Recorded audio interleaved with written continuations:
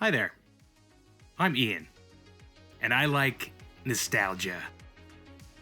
I grew up in the 90s, and one of the memories that gives me a warm, buttery feeling is when I think back on the arcade. The lights, the sounds, the variety, pinball, racing games, skee-ball, beat-em-ups, shoot-em-ups, the classics, they were all there. You run in there with a few quarters and you feel like a god.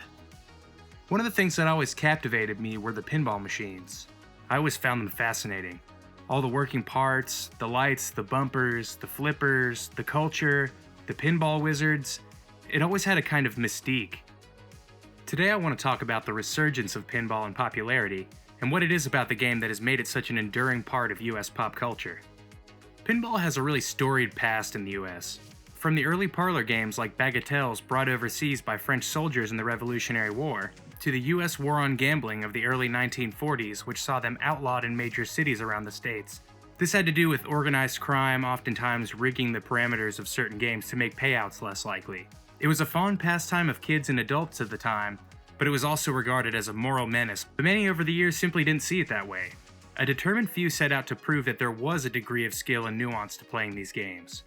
After a lengthy court battle and the efforts of pinball heroes like Roger Sharpe, the pinball ban in New York was lifted.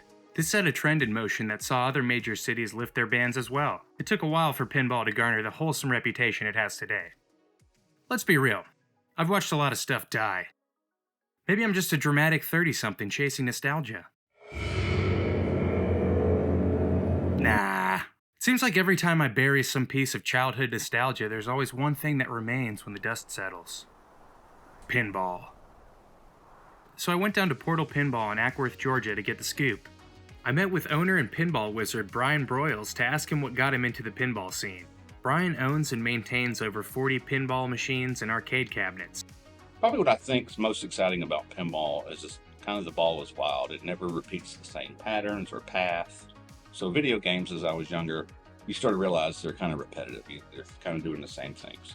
The cool thing about pinball is you're allowed to win another game. So if you played well enough, you could win another free game. So 50 cents could make you another 50 cents. For no arcade games would do that. You could not win free games. You could win an extra life, but you never got a complete new game to play over. It's a physical game, so you can shake the machine a little bit, influence the game. That's something like no other machine. You can't shake your arcade game or anything.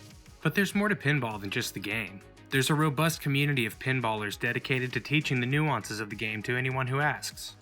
Wish I knew the numbers, but when I joined, I was like 14th, 15,000 member, and now we're over 100-something thousand members in the IFPA. So it's like 4 times probably in the last 5 to 6 years. I see some people bringing in their sisters, some people are bringing in mothers, people are bringing friends in and showing them, look, there really is more to this.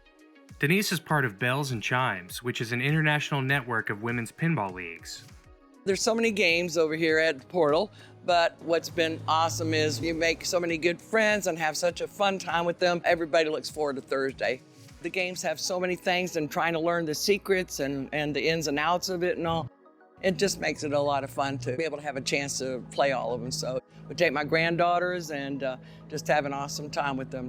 I also got to chat with a local legend who streams pinball live from the arcade. My name is Dalton Ely. I am a 4-time Georgia IFPA Pinball State Champion. I am a 2024 IFPA North American Champion, and I am a 2023 Pin Masters Champion and Indisc High Stakes Champion. When I was about 3 or 4 years old, I can vividly remember playing early Stern pinball machines like the Simpsons Pinball Party, Roller Coaster Tycoon, Lord of the Rings. When I was about 10, 12 years old, my grandparents bought me a Gottlieb Monte Carlo for Christmas. Me and my dad afterward would always go to the movie theaters. We'd get popcorn and drinks, not even see a movie. We'd just play the pinball machine that was there at the arcade. So I like the physicality of the game. There's just something satisfying about seeing the ball roll every which way, whether it be up a ramp or making combos in succession, scoring big points. Pinball is a different, chaotic experience that just keeps me coming back. Everyone knows back in the 70s, 80s, it used to be like the delinquent thing to do, play pinball, drop some quarters in. But nowadays, there's just such a strong community in pinball leagues and collectors, and it's just all these players that you play with. It's just so welcoming. It's a very fun community. I'm proud to be part of it, and it's just, there ain't nothing else like it.